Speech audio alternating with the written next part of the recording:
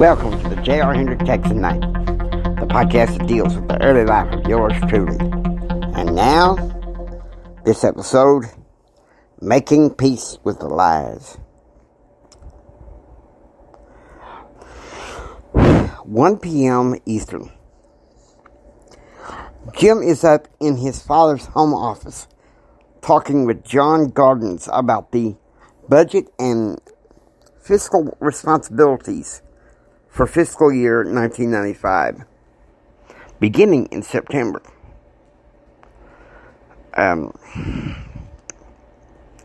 He knows his father is playing golf with Blake Carter, but he really doesn't care. He's more interested in dealing with his work. 2:15 p.m. Central.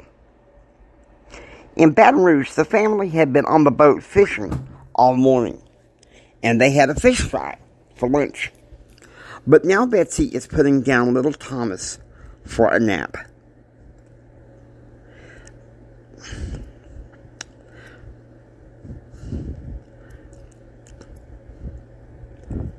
(2:15 p.m. Eastern. In the mansion library, J.R. is meeting with Debbie Castellano to discuss more steps for his tentative degree plan in public affairs.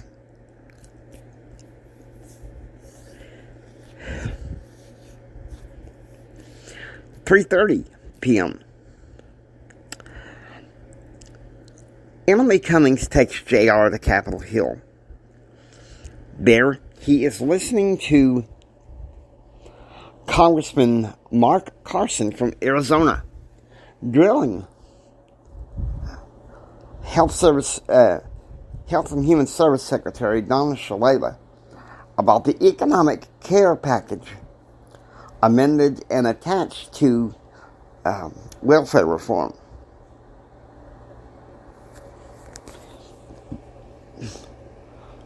(4:45 p.m. J.R. returns to the mansion and sees Holly at the front desk talking to one of the afternoon staffers, Lisa. "I just don't understand why he keeps avoiding me," Holly yells. "Junior, come in here," Jim says, beckoning his son. They walk into his father's home office. "I'm taking you to the library after dinner." "Why, what's going on?" "Well, I got some errands to take care of my own in Ascension. I figured I'd take you along so you can study." "Yeah, that sounds great, Dad. Are we taking the limo?" "Oh, hell yeah," Jim said. 6 p.m. Jim calls a limo service to take him and J.R. to Ascension Christian College Arts and Humanities Building, where they would be at the second floor library. 6:30 p.m.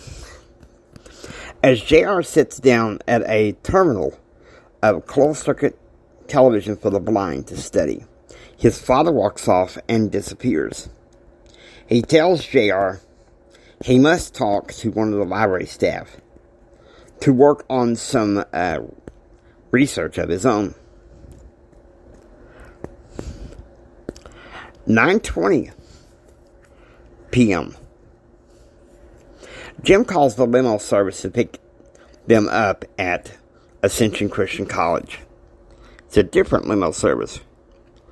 They get in, sit down, and the limo speeds off for the 30-minute drive back to Chevy Chase, Potomac, back to the Hendrick Mansion. Jim turns to his son. "I fool around, Junior, and I'm sorry, but that don't make it right." J.R. sits there in stone-cold silence, realizing once again what his father has done, and realizing that this is what he should expect from his father. Insights from J.R. I never realized how many foibles my father had until working closely with him. And it's at that point that I realized that he wasn't perfect. Perhaps he wasn't the father I thought he was. But as I would come to see over the years, he would dare to try. That's all that matters, is that he would dare to try. God rest his soul. James Ryan Hendrick, Sr. Now, I hope you enjoy listening to J.R. Hendrick Texas Night. If you like what you hear, please subscribe and become a part of the adventure. This is J.R. Hendrick saying until next time, get ready for the rest of the story. It's sure going to get a bit more interesting from here.